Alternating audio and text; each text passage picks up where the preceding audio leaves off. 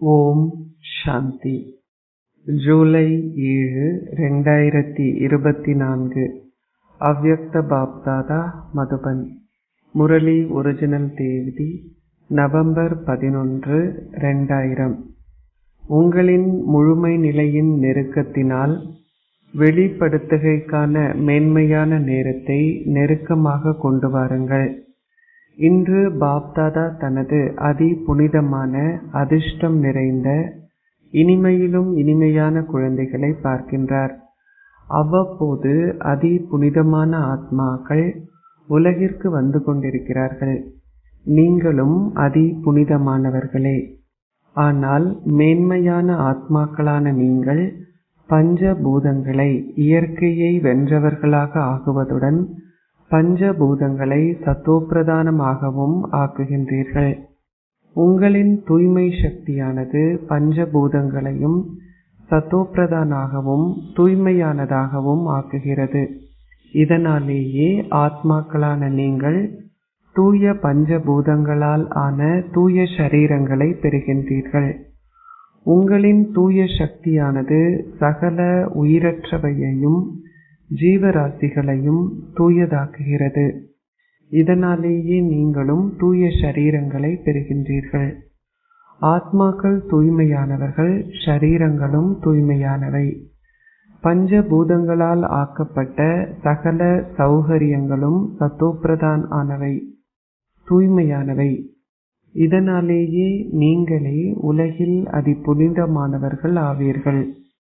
நீங்கள்தான் அதி புனிதமானவர்களா?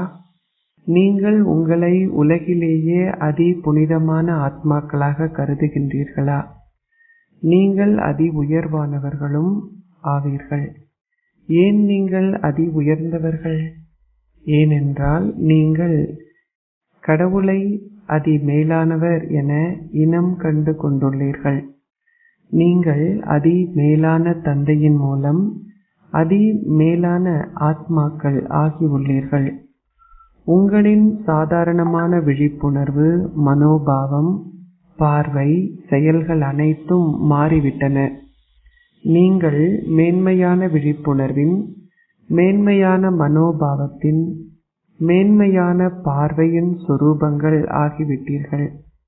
நீங்கள் யாராவது ஒருவரை சந்திக்கும் பொழுது என்ன மனோபாவத்துடன் அவரை சந்திக்கின்றீர்கள்? நீங்கள் அவர்களை சகோதரத்துவ மனோபாவத்துடன், ஆத்ம உணர்வு பார்வையுடன், நலம் விரும்பும் உணர்வுகளுடன், இறை குடும்பத்தை சார்ந்தவர் என்ற உணர்வுகளுடன் பார்க்கின்றீர்கள். எனவே நீங்களே அதி மேலானவர்கள் இல்லையா? நீங்கள் மாறிவிட்டீர்கள் தானே? எனவே நீங்கள் எவ்வளவு அதிர்ஷ்டசாலிகள்! எந்த ஒரு ஜோதிடரும் உங்களின் பாக்கிய ரேகைகளை வரையவில்லை. ஆனால் பாக்கியத்தை அருள்பவரே உங்களின் பாக்கிய ரேகைகளை வரைந்துள்ளார். அவர் எவ்வளவு கால உத்தரவாதத்தை அளித்துள்ளார்? உங்களுக்கு 21 பிறவிகளுக்கான பாக்கிய ரேகைகளின் அழியாத உத்தரவாதம் வழங்கப்பட்டுள்ளது. இது ஒரு பிறவிக்கு உரியது அல்ல. ஆனால் 21 பிறவிகளுக்கு எந்தவிதமான துன்பத்தின் அல்லது அமைதியின்மையின் அனுபவம் இருக்காது. எப்பொழுதும் சந்தோஷம் இருக்கும். வாழ்க்கையில் 3 விஷயங்கள் தேவைப்படுகின்றன: ஆரோக்கியம், செல்வம், சந்தோஷம். நீங்கள் இவை 3ஐயும் தந்தையிடமிருந்து ஓர் ஆஸ்தியாக பெற்றுள்ளீர்கள். உங்களுக்கு 21 பிறவிகளுக்கான உத்தரவாதம் உள்ளதா? நீங்கள் அனைவரும் அந்த உத்தரவாதத்தை பெற்றுள்ளீர்களா? பின்னால் அமர்ந்திருப்பவர்கள் அந்த உத்தரவாதத்தை பெற்றுள்ளீர்களா? நீங்கள் அனைவரும் உங்களின் கைகளை உயர்த்துகிறீர்கள். மிகவும் நல்லது. ஒரு குழந்தை ஆகுவது என்றால் தந்தையிடமிருந்து ஆஸ்தியை பெற்றுக்கொள்ளுதல் என்று அர்த்தம். நீங்கள் ஒரு குழந்தை ஆகின்றீர்கள் என்பதல்ல. நீங்கள் இன்னமும் இப்படி ஆகின்றீர்களா? நீங்கள் ஒரு குழந்தை ஆகின்றீர்களா அல்லது இப்படி ஆகிவிட்டீர்களா? நீங்கள் ஒரு குழந்தை ஆக வேண்டும் என்பதல்ல. நீங்கள் பிறந்த உடனேயே அப்படி ஆகிவிடுகிறீர்கள். நீங்கள் பிறந்த உடனேயே தந்தையின் ஆஸ்திக்கான உரிமையை பெற்றுக்கொள்கிறீர்கள். எனவே நீங்கள் இப்பொழுது தந்தையின் மூலமாக இத்தகைய மேன்மையான பாக்கியத்தை பெற்றுள்ளீர்கள். அத்துடன் நீங்கள் பணக்காரரும் ஆவீர்கள். நீங்கள் பிராமண ஆத்மாக்கள், க்ஷத்திரியர்கள் அல்ல, ஆனால் பிராமணர்கள். பிராமண ஆத்மாக்கள் நம்பிக்கையுடன் நான் ஒரு மென்மையான ஆத்மா என அனுபவம் செய்கிறார்கள். நான் இன்னார் என்பதல்ல, நானே உலகில் பெரும் செல்வந்தராக இருக்கும் ஆத்மா ஆவேன். நீங்கள் பிராமணர்களாக இருப்பதனால் உலகில் பெரும் செல்வந்தர்களாக இருக்கின்றீர்கள். ஏனென்றால் இறைவனின் நினைவை கொண்டிருப்பதன் மூலம் பிராமண ஆத்மாக்கள் ஒவ்வொரு அடியிலும் பல மில்லியன்களை பெறுகிறார்கள். எனவே நாள் முழுவதும் நீங்கள் எத்தனை அடிகளை எடுத்து வைக்கின்றீர்கள்? இதனை பற்றி சிந்தித்து பாருங்கள். ஒவ்வொரு அடியிலும் பல மில்லியன்களை நீங்கள் பெறுகின்றீர்கள். எனவே நாள் முழுவதும் எத்தனை பல மில்லியன்களை நீங்கள் பெறுவீர்கள். நீங்கள் தந்தையின் மூலமாக இத்தகைய ஆத்மாக்கள் ஆகியுள்ளீர்கள். பிராமண ஆத்மாவான நான் என்னவாக இருக்கின்றேன் என்று சிந்திப்பது பாக்கியமாகும். ஆகவே இன்று பாப்தாதா உங்கள் ஒவ்வொருவரின் நெற்றியிலும் பாக்கிய நட்சத்திரம் பிரகாசிப்பதைக் கண்டார். நீங்கள் அனைவரும் உங்களின் பாக்கிய நட்சத்திரத்தை பார்க்கின்றீர்களா? பாப்தாதா குழந்தைகளை காண்பதில் மகிழ்ச்சி அடைகின்றாரா? அல்லது குழந்தைகள் தந்தையை காண்பதில் மகிழ்ச்சி அடைகிறார்களா? யார் மகிழ்ச்சியாக இருக்கிறார்கள்? தந்தையா அல்லது குழந்தைகளா? யார்? குழந்தைகள் என்று கூறப்பட்டது. தந்தைக்கு மகிழ்ச்சி இல்லையா? தந்தை குழந்தைகளை பார்ப்பதில் சந்தோஷப்படுகின்றார். குழந்தைகளும் தந்தையை பார்ப்பதில் சந்தோஷப்படுகிறார்கள். இருவரும் சந்தோஷப்படுகிறார்கள். ஏனென்றால் இந்த நேரத்தில் மட்டுமே நீங்கள் இறைவனை சந்தித்தல், இறை அன்பு, இந்த இறை ஆஸ்தி, இறை பெரு பேறுகள் என்பவற்றை அனுபவம் செய்கிறீர்கள். இப்பொழுது இல்லையேல் எப்பொழுதும் இல்லை, அப்படித்தானே? பாப்தாதா குழந்தைகளான உங்களை ஒரு விஷயத்தில் மீட்டல் செய்ய வைக்கின்றார். இந்த ஒரு விஷயம் என்ன? நீங்கள் ஏற்கனவே அதை புரிந்து கொண்டு விட்டீர்கள். பாப்தாதா இந்த ஒரு விஷயத்தை நீங்கள் மீட்டல் செய்ய வைக்கின்றார். இப்பொழுது மேன்மையான நேரத்தை நெருக்கமாக கொண்டு வாருங்கள். இதுவே உலகிலுள்ள ஆத்மாக்களின் ஒளியாகும். இதை யார் செய்ய போகின்றீர்கள்? இது நீங்களா அல்லது வேறு யாருமா? நீங்கள் தானே அழகான மென்மையான நேரத்தை நெருக்கமாக கொண்டு வரப் போகின்றவர்கள். அது நீங்களாக இருந்தால் உங்களின் கைகளை உயர்த்துங்கள். அச்சா, இரண்டாவதாக நீங்கள் இதை புரிந்தும் கொண்டீர்கள். இதனால்தான் நீங்கள் சிரிக்கின்றீர்களா? அச்சா, இதற்கான தேதி என்ன? குறைந்தபட்சம் ஒரு தேதியை நிச்சயம் செய்யுங்கள். நீங்கள் வெளிநாட்டவர்களின் முறைக்காக ஒரு தேதியை நிச்சயம் செய்துள்ளீர்கள் தானே? நீங்கள் அந்த தேதியை நிச்சயம் செய்துள்ளீர்கள். எனவே இப்பொழுது ஓ ஆத்மாக்களே, காலத்தை நெருக்கமாக கொண்டு வரப் போகின்றவர்களே, நீங்கள் என்ன தேதியை நிச்சயம் செய்துள்ளீர்கள் என பாபாவிற்கு கூறுங்கள். உங்களால் அதை பார்க்க முடிகின்றதா? அது உங்களின் பார்வையில் இருக்கும் பொழுது மட்டுமே அது உலகை சென்றடையும். பாப்தாதா அமிர்த வேளையில் உலகை சுற்றி வரும் பொழுது, அனைத்தையும் பார்க்கும் பொழுதும் கேட்கும் பொழுதும் அவருக்கு கருணை ஏற்படுகிறது. அவர்கள் களிப்புடன் இருக்கிறார்கள். ஆனால் களிப்புடன் கூடவே அவர்கள் குழப்பத்துடனும் இருக்கிறார்கள்.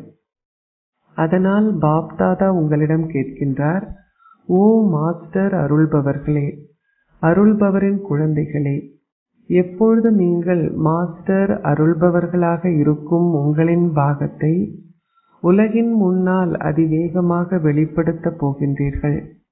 அல்லது நீங்கள் இன்னமும் திரைகளின் பின்னால் தயாராகிக் கொண்டிருக்கின்றீர்களா?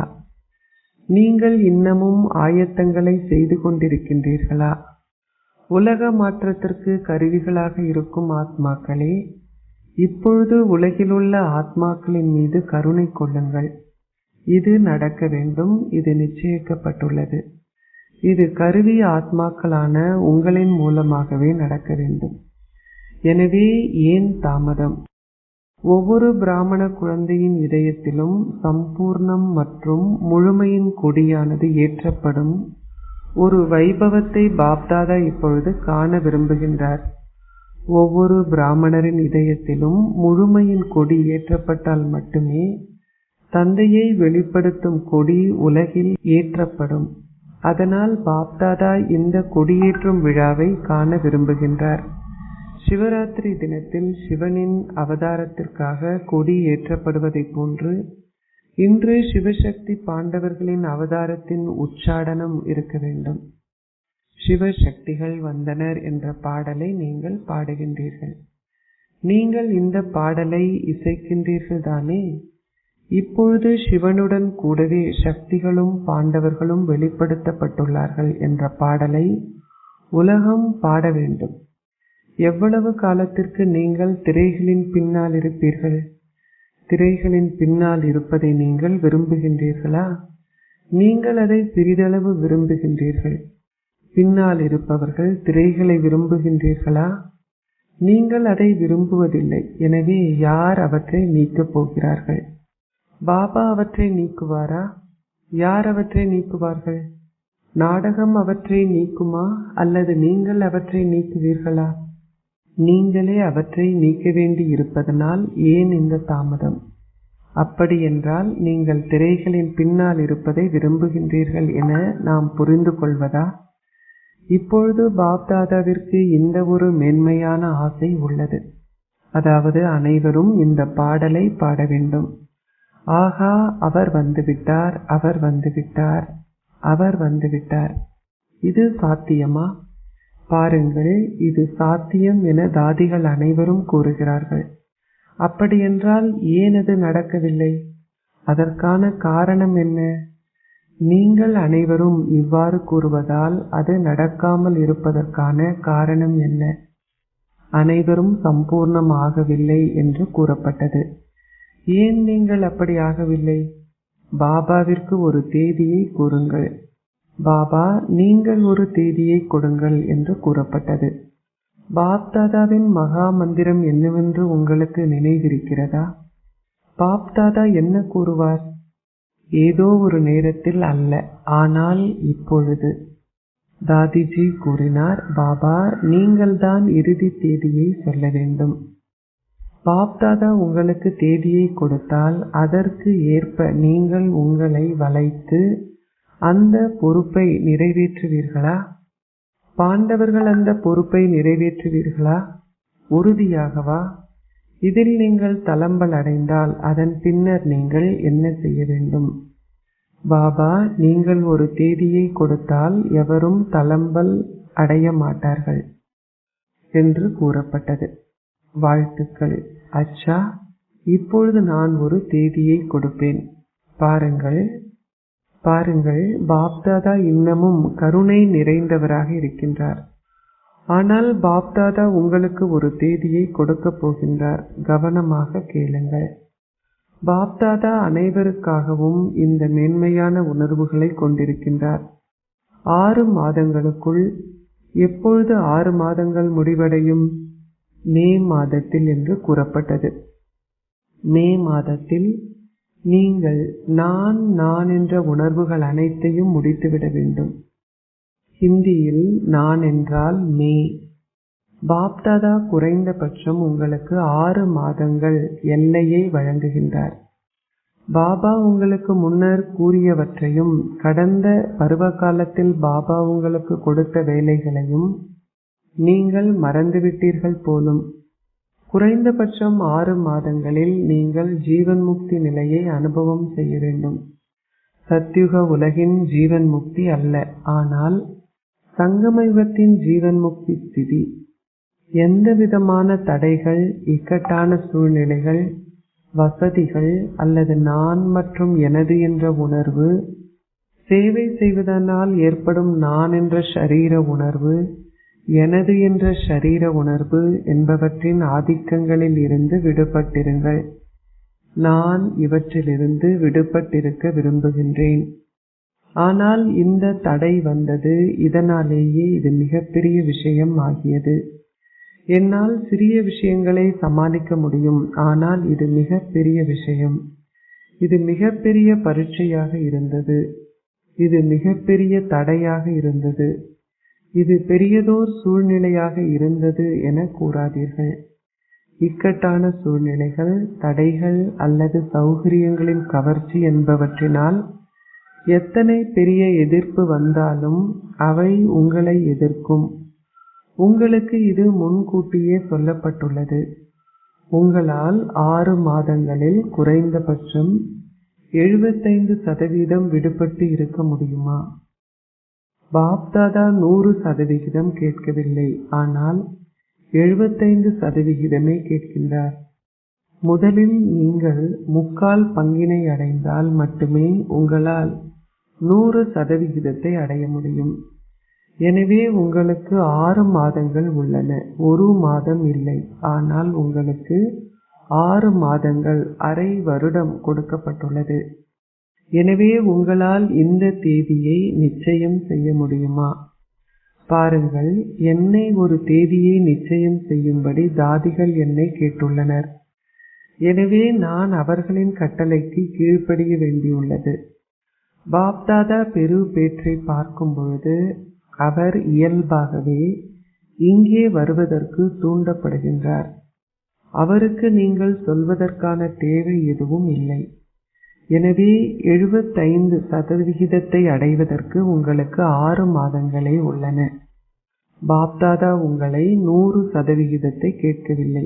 அதற்கு எதிர்காலத்தில் உங்களுக்கு மேலதிகமாக நேரம் வழங்கப்படும். எனவே இதற்கு நீங்கள் என்றும் தயாரா? என்றும் தயார் கூட இல்லை. 6 மாதங்களில் தயாராக வேண்டும். உங்களுக்கு இது பிடித்திருக்கிறதா? அல்லது என்ன நடக்கும் என்று தெரியாததால் உங்களின் தைரியம் சிறிது குறைவடைகிறதா? சிங்கங்கள் வரும், பூனைகள் வரும், அனைத்தும் வரும். தடைகள் வரும், இக்கட்டான சூழ்நிலைகள் வரும், சௌகரியங்கள் அதிகரிக்கும்.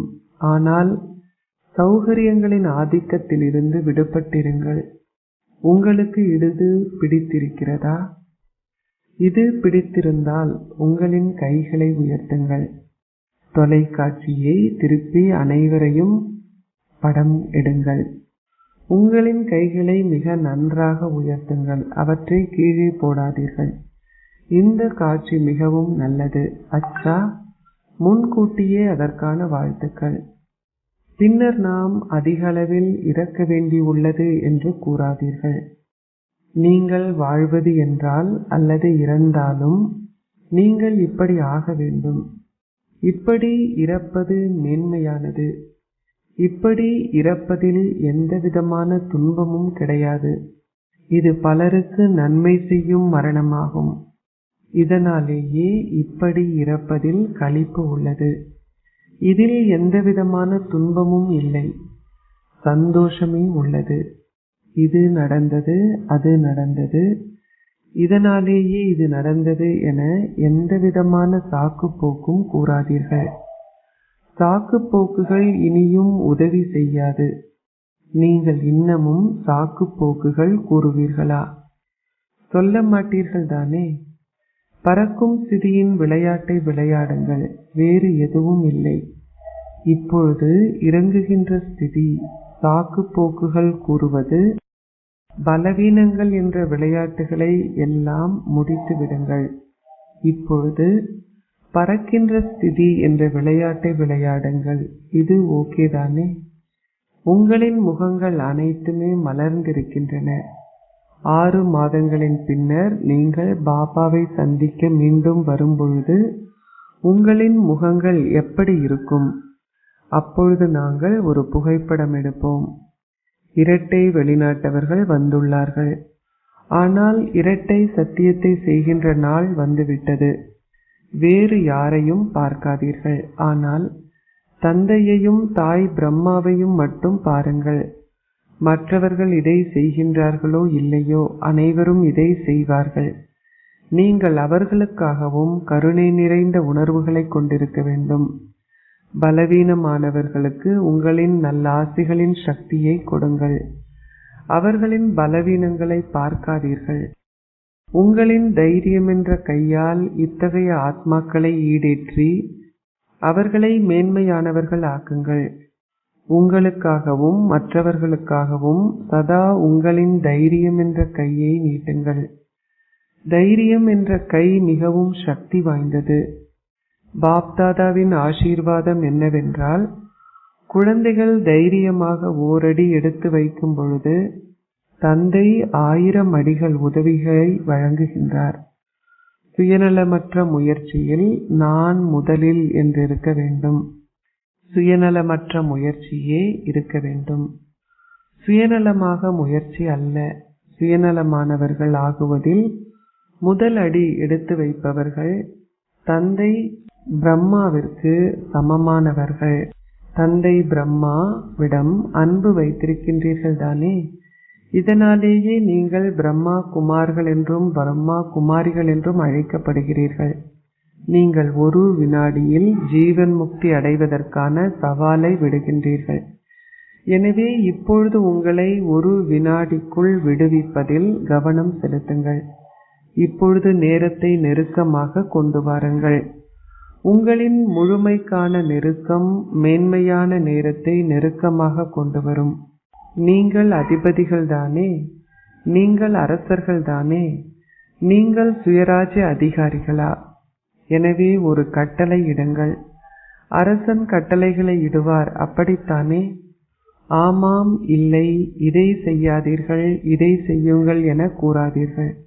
ஒரு கட்டளை இடுங்கள், அவ்வளவுதான். உங்களின் மனங்களை இப்பொழுது பாருங்கள். ஏனென்றால் மனமே பிரதானமான ஆலோசகராவார். எனவே அரசர்களே, உங்களால் உங்களின் பிரதான ஆலோசகரான உங்களின் மனதிற்கு ஒரு வினாடிக்குள் ஷரீரமற்ற ஸ்திதியில் ஸ்திரமாகும்படி உங்களால் கட்டளை பிறப்பிக்க முடிகிறதா? இதை ஒரு வினாடியில் செய்யும்படி கட்டளை இடுங்கள். 5 நிமிட அபியாசம் செய்யப்பட்டது. அச்சா, அன்பில் திளைத்திருக்கும் அதிர்ஷ்டசாலி ஆத்மாக்களுக்கும் தந்தையின் மூலம் தாம் பெற்ற பேறுகள் அனைத்தையும் அனுபவம் செய்யும் ஆத்மாக்களுக்கும் சுய ராஜ்யத்திற்கான சகல உரிமைகளையும் கொண்டிருப்பதன் மூலம் தங்களை ஆளுகின்ற சக்திசாலி ஆத்மாக்களுக்கும் ஜீவன் முக்தி ஸ்திதியின் அனுபவத்தை சதா கொண்டிருக்கும் அதி உயர்ந்த ஆத்மாக்களுக்கும் பாக்கியத்தை அருள்பவரால் மேன்மையான பாக்கிய ரேகை வரையப்படும் அதிர்ஷ்டசாலி ஆத்மாக்களுக்கும் தமது நிலையான தூய்மை பார்வையாலும் தூய்மையான மனோபாவத்தாலும் சுய மாற்றத்தின் மூலம் உலக மாற்றத்தை ஏற்படுத்துகின்ற அதி புனிதமான ஆத்மாக்களுக்கும் பாப்தாதாவின் அன்பும் நினைவும் நமஸ்காரங்களும். காலத்தின் அழைப்பு என்னும் கலந்துரையாடலுக்காக வந்திருக்கும் விருந்தாளிகளை பாப்தாதா சந்திக்கின்றார். நீங்கள் அனைவரும் உங்களின் இனிய வீட்டையும் இனிய குடும்பத்தையும் வந்தடைந்து விட்டீர்கள் தானே? நீங்கள் இந்த சிறிய இனிய குடும்பம் அழகானதாக இருப்பதை உணர்கின்றீர்களா? நீங்களும் மிக அழகாக ஆகிவிட்டீர்கள் தானே? அனைத்திற்கும் முதலில் நீங்கள் பரமாத்மாவினால் நேசிக்கப்படுபவர்கள் ஆகியுள்ளீர்கள். நீங்கள் அப்படி ஆகியுள்ளீர்கள் தானே? நீங்கள் அப்படி ஆகி உள்ளீர்களா அல்லது இன்னமும் அப்படி ஆகிக் கொண்டிருக்கிறீர்களா? பாருங்கள், உங்களை பார்ப்பதில் அனைவரும் எப்படி மகிழ்ச்சி அடைகிறார்கள். அவர்கள் ஏன் சந்தோஷப்படுகிறார்கள்? அனைவருடைய முகங்களையும் பாருங்கள். அவர்கள் அனைவரும் மிகவும் சந்தோஷமாக இருக்கிறார்கள். ஏன் அவர்கள் சந்தோஷப்படுகிறார்கள்? ஏனென்றால் நீங்கள் அனைவரும் இறை தூதுவர்களாகி சகல ஆத்மாக்களுக்கும் செய்தியை கொடுப்பதற்கு கருவி ஆத்மாக்கள் ஆகுவீர்கள் என்பதை அவர்கள் அறிவார்கள். விருந்தாளிகள் 5 கண்டங்களில் இருந்தும் வந்துள்ளார்கள். எனவே இந்த செய்தி 5 கண்டங்களையும் சென்றடையும். இது இலகுவானதல்லவா? மிக நல்லதோர் திட்டம் செய்யப்பட்டுள்ளது. இந்த திட்டத்தை பரமாத்மாவின் சக்தியால் நிரப்பி குடும்பத்தின் ஒத்துழைப்பை பெற்று தொடர்ந்து முன்னேறுங்கள். அனைவருடைய எண்ணங்களும் பாப்தாதாவை வந்தடைகின்றன. உங்கள் அனைவருக்கும் மிக நல்ல எண்ணங்கள் தோன்றுகின்றதல்லவா? திட்டங்கள் உருவாக்கப்படுகின்றன. எனவே இது உங்களின் தைரியமும் தந்தையிடமிருந்தும் பிராமண குடும்பத்திடமிருந்தும் பெறப்படுகின்ற உதவியும் ஆகும்.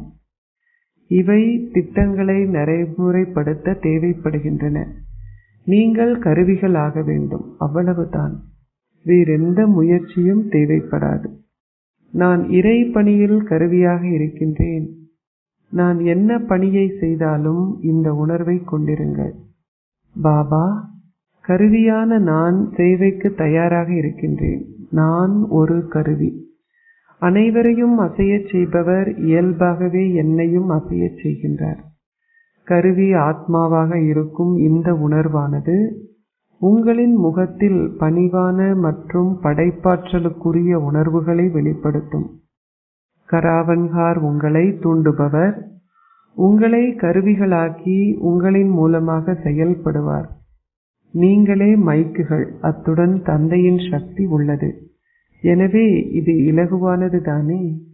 எனவே கருவிகளாகி நினைவில் பிரசன்னமாக இருங்கள். உங்களின் முகங்களும் சாயல்களும் இயல்பாகவே சேவைக்கு கருவிகளாகும். நீங்கள் வார்த்தைகளால் மட்டும் சேவை செய்ய மாட்டீர்கள். ஆனால் உங்களின் சாயல்கள் உங்களின் முகங்களின் மூலமாக உங்களின் அக சந்தோஷத்தை வெளிப்படுத்தும். இது தனித்துவம், அலௌகிக்தா என்று அழைக்கப்படும். நீங்கள் இப்பொழுது அலௌகீகம், அதாவது ஆன்மீகமானவர் ஆகிவிட்டீர்கள் தானே. லௌகீகம் முடிந்துவிட்டது தானே. நான் ஓர் ஆத்மா. இது ஆன்மீகமாக இருத்தல். நான் இன்னார் என கூறுவது லௌகீகமானது. எனவே நீங்கள் யார்? ஆன்மீகமானவரா அல்லது லௌகீகமானவரா? நீங்கள் ஆன்மீகமானவர், அப்படித்தானே? இது நல்லது. நீங்கள் பாப்தாதாவிற்கும் குடும்பத்திற்கும் முன்னால் வந்துள்ளீர்கள். இதை செய்வதற்கு உங்களுக்கு மகத்தான தைரியம் உள்ளது. பாருங்கள், நீங்கள் பல மில்லியன்களில் இருந்து வெளிப்பட்டுள்ள கைப்பிடி அளவினர் ஆவீர்கள். அந்த குழு எத்தனை பெரியது? அந்த குழுவிலிருந்து நீங்கள் எத்தனை பேர் வந்துள்ளீர்கள்? எனவே பல மில்லியன்களில் கைப்பிடி அளவினரான நீங்களே வந்துள்ளீர்கள், அப்படித்தானே? அச்சா, பாப்தாதா இந்த குழுவை விரும்புகின்றார். அவர்கள் அனைவரும் எவ்வளவு சந்தோஷமாக இருக்கிறார்கள் என்று பாருங்கள். உங்கள் அனைவரையும் விட அவர்களே மிகவும் சந்தோஷமாக இருக்கிறார்கள். அவர்கள் சந்தோஷமாக இருக்கிறார்கள். ஏனென்றால் சேவைக்கான பலனை அவர்கள் தங்களின் முன்னால் காண்கிறார்கள். நீங்கள் சந்தோஷமாக இருக்கின்றீர்கள் தானே. உங்களின் முயற்சிகளின் பலனை நீங்கள் பெற்றுள்ளீர்கள். அச்சா, இப்பொழுது நீங்கள் ஓர் அதிபதியும் குழந்தையும் ஆவீர்கள். குழந்தை ஓர் அதிபதி ஆவார். குழந்தை எப்பொழுதும் ஓர் அதிபதி என்றே அழைக்கப்படுகின்றார். அச்சா, ஆசீர்வாதம். அனைத்தையும் பயனுள்ள முறையில் பயன்படுத்துவதனால் ஆசீர்வதிக்கப்பட்ட மூர்த்தி ஆகுவதன் மூலம் வெற்றியின் ஆசீர்வாதத்தை பெறுவீர்களாக. சங்கமயுகத்தில் குழந்தைகளான நீங்கள் ஆஸ்தியையும் அத்துடன் அனைத்தையும் பயனுள்ள முறையில் பயன்படுத்துங்கள். உங்களுக்கு வெற்றி கிடைக்கும் என்ற ஆசீர்வாதத்தையும் பெறுகின்றீர்கள். அனைத்தையும் பயனுள்ள முறையில் பயன்படுத்துவதே விதையாகும். வெற்றி அதன் பழமாகும். விதை நன்றாக இருந்தால் நீங்கள் பழத்தை பெறாமல் இருப்பது சாத்தியமில்லை. எப்படி நீங்கள் மற்றவர்களிடம் அவர்களின் நேரத்தையும் எண்ணங்களையும் செல்வத்தையும் பயனுள்ள முறையில் பயன்படுத்தும்படி கூறுகின்றீர்களோ, அப்படியே உங்களின் பொக்கிஷங்கள் அனைத்தின் பட்டியலையும் சோதித்து எந்த பொக்கிஷங்கள் பயனுள்ள முறையில் பயன்படுத்தப்பட்டன என்றும் எவை வீணாக்கப்பட்டன என்றும் அறிந்து கொள்ளுங்கள். அனைத்தையும் தொடர்ந்து பயனுள்ள முறையில் பயன்படுத்துங்கள். நீங்கள் சகல பொக்கிஷங்களாலும் நிரம்பியவராகவும் ஆசீர்வதிக்கப்பட்ட மூர்த்தியாகவும் ஆகுவீர்கள்.